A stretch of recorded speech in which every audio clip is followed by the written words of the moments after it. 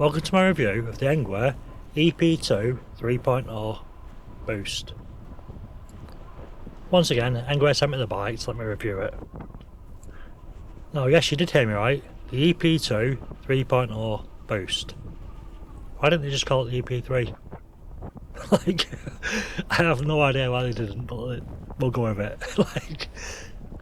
Now once again, this came in one of Engwe's smaller boxes, really well packaged. Came as it's meant to, nothing wrong with it at all. Because of the smaller box, there's more building to do. When you get in a smaller box, it usually means you have to put the rear rack on as well. So you have to put on the rear rack, the rear light, the front light, the handlebars, the seat, the pedals, I think the stand. That's about it, to be honest. Yeah, nothing too major.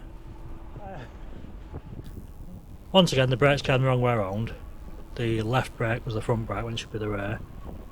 But it's not a big issue, especially with hydraulics. You just loosen the nut, pull the actual wire out, swap them over, tighten the nuts, and if you've lost a bit of fluid, you just top your fluid back up and it should be good to go. Now with this bike, it's nice and easy to charge, nice and quick, because it's got the fast charger, the 3.5 hour charger, which is a 4 amp charger. Now, if you watch my channel, you know that I've had the L20 3.0 Boost and the L20 3.0 Pro, which both use an 8 amp charger and charge it half the time. I did ask Engwe if they're compatible and they said no, so I didn't bother trying to use them because I'm not trying to kill the battery or nothing. So apparently they're not compatible. So let's have a look at the bits. Now I don't normally do this, but the first bit I'm going to look at is the frame. And there's no welds, or you don't really see the welds. It looks smooth and professionally done. It looks really good. It definitely looks like an upgrade on the old one. Now I do think it's not perfect, not at all. It's slimmer than the old one, but it doesn't seem weaker, it seems stronger. The back looks stronger to me and better.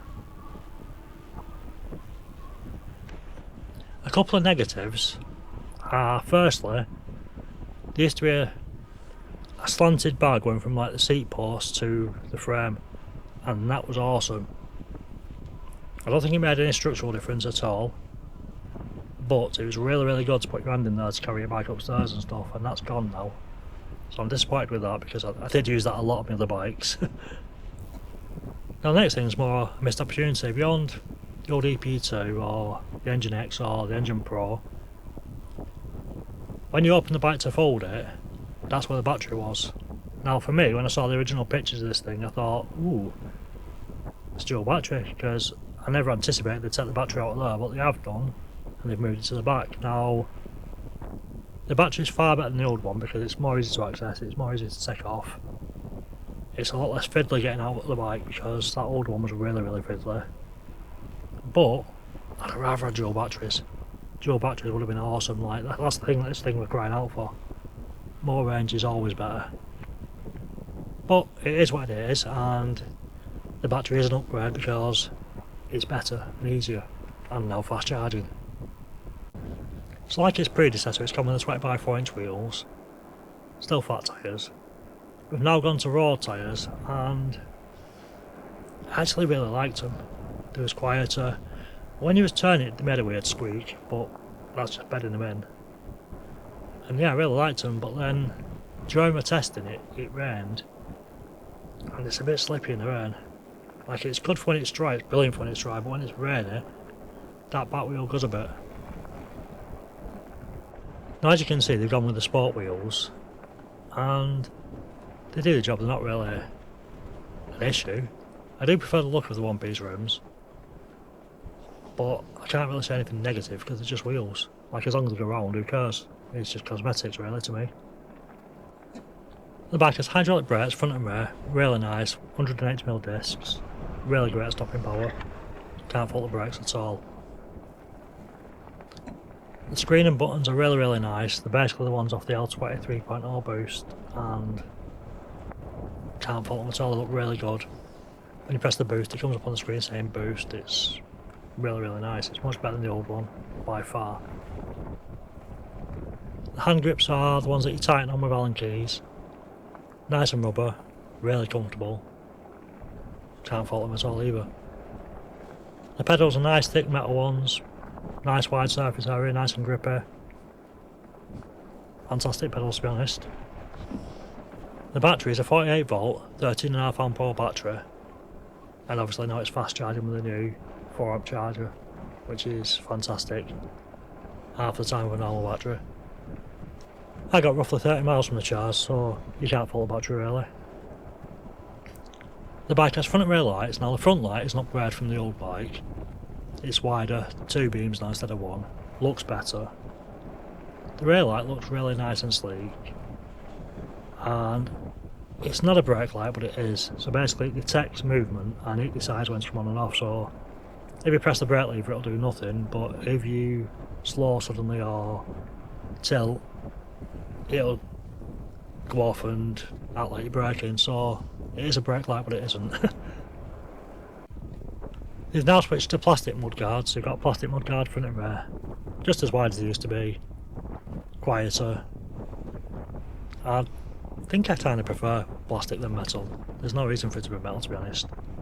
Metal's far noisier. The bike once again has a rear rack.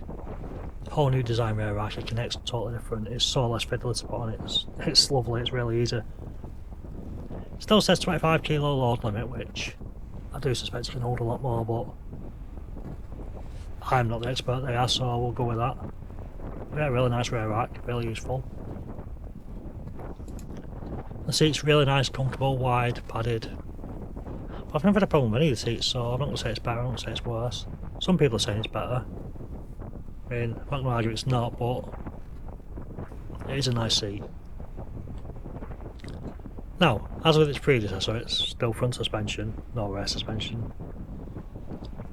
It's also still folding. Now, the fold's kind of weird because it looks like the same mechanism as the old one, but on this one, it's much stiffer. Now, I assume in time it'll get easier, but when you first buy it, it's really hard to actually fold it into because it's really, really stiff.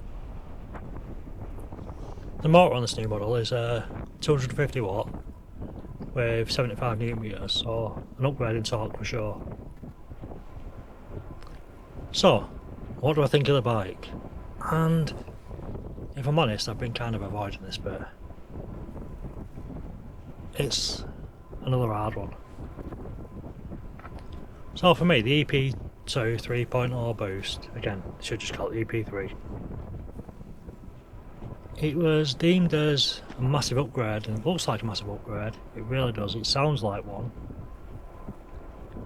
And that'd have been fantastic because the EP2 Boost was really, really nice. I really like that bike. It was really good. Now, again, if you've watched me for some time, you might now be reminded of my old L20 Boost review, which I wasn't in love with. There was just something that really bugged me about it. And we're in the same territory here, but I'm not going to have the rant to do with that one because I'm more experienced now, and I don't think the issue is what I thought it was.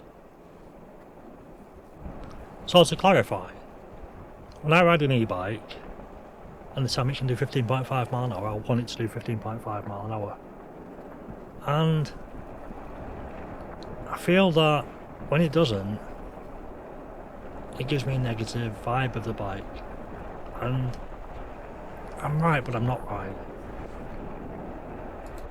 If I look at, for argument's sake, the L20 3.0 Pro, fantastic bike, when I pedal that, it's set up perfect, so it just loves being at around 15.5. I don't really lose that speed at all. And it keeps me at that nice level, just constant pace. But this doesn't. And what I think's wrong is Engwe have misprogrammed it. I think they've under-programmed it to 14 mile an hour, just under 14 mile an hour.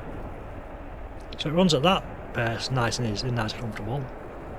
And if I ignore 15.5 and just say it's a 14 mile an hour bike, then I don't have a problem with it. It's fantastic. But it's just that little niggle that bugs me, and I think it'll bug other people as well.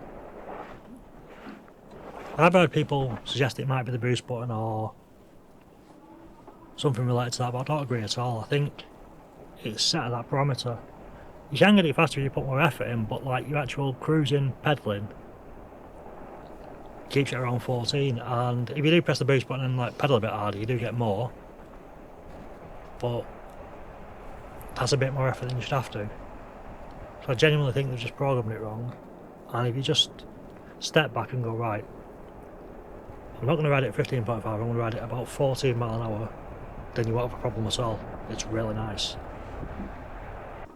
Now the follow-up problem to that is the hill test, and as you know I do a hill test for every bike, this one isn't any exception, but there are certain parts on that hill whereby the bike can handle, and when it can handle it, it'll do 15.5 and go faster. Now this one, because it's under set, is slower than bits, so even though it's not harder than other bikes, it's been slower because the speed's been set wrong and it's not as fast as it should be. That makes sense.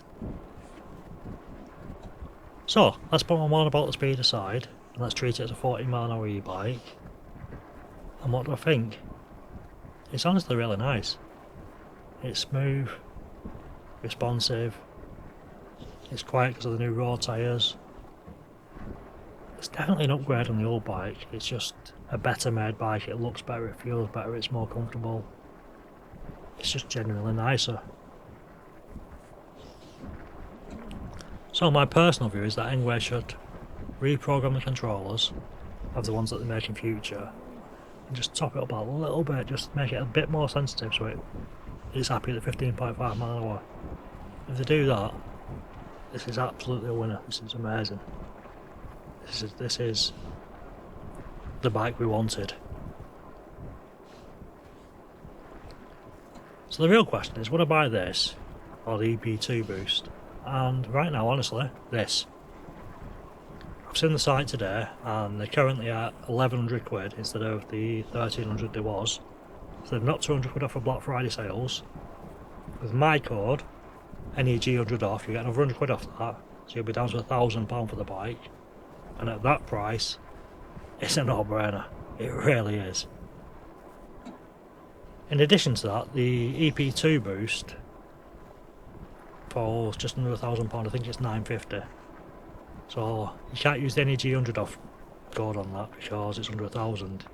There's another code that'll give you £50 off that, and I'll put that in the description. So right now you'd be looking at 900 quid for the EP2 Boost or £1,000 for the EP2 3.0 Boost, and like I say, it's a no-brainer. It's absolutely worth the extra 100 quid. So let's fast forward to after the Black Friday sales, when this will go back to 1300 and the EP2 will stay at the 950. What would I do then? In honesty, I know it's 300 quid, and I know it's not perfect. Even with the 40 mile an hour thing, I'd still buy this. And the reason for that is because you're now getting hydraulic brakes, you're getting a new LCD, a better LCD, better buttons, a better frame. The frame looks miles better. It really does. It's stronger, it's more sleek, it's unique to Engwe. And there's something about this bike that feels like they've put more effort into the build quality. Like they've really put an effort in. So I do think it is worth the extra money. Even with its flaw. Now if they fix the flaw, it's definitely worth the money. It really is. So yeah, I'd 100%, given the choice, I'd have this over the EP2 Boost anytime, without any doubt. Now normally I take the bikes off-road at a local little bike track, and I was going to on this one, but when I got onto the bike track they'd started relaying it all and there was like piles of stones everywhere, so I couldn't actually get on the track at all, or I could only like tiny little sections because like it wasn't in any state to ride around, so I didn't get around to doing that. I probably will in the future, and I may release another video doing that.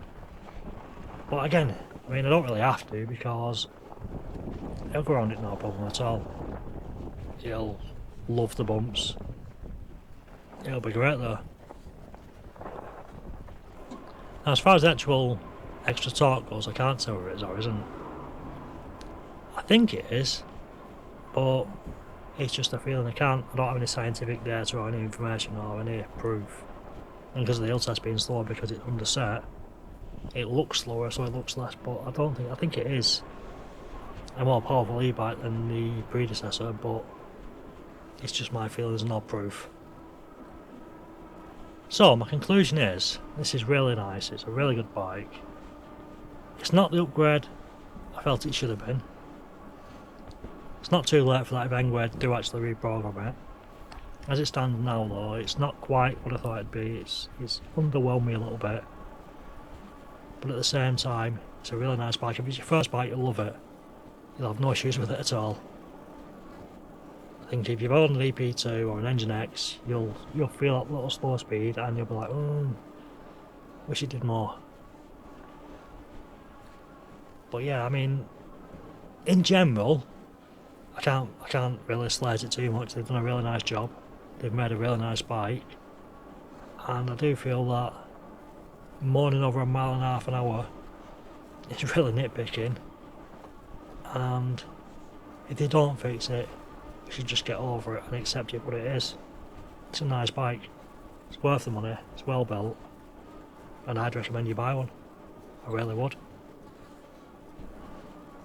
Also, on that note, if we go off the predecessors, it should have been an EP2 3.0, an Engine X 3.0, and the Engine Pro 3.0. And the Engine X should have really been this bike, but with the suspension, and then the Engine Pro 3.0 should have been what it is, because obviously that's more torque again. So it's a bit unfortunate they've left the Engine X out, because that was a nice middleman between the two. Maybe they'll release one in the future. Just a random thought. So, if you're interested in this bike, now's the time to buy it, it really is, because at 1100 quid plus the 100 quid off, £1,000 is a brilliant price for it. You're not going to get that price for a long time again. And I do think it's worth the money. So, once again, if you got this far, thank you for watching. If you like the content I'm making, please do like, share and subscribe, it really does help me. Any comments, any questions, just put them down in the comment section, and I'll reply to everyone that I can. And I'll see you in the next video.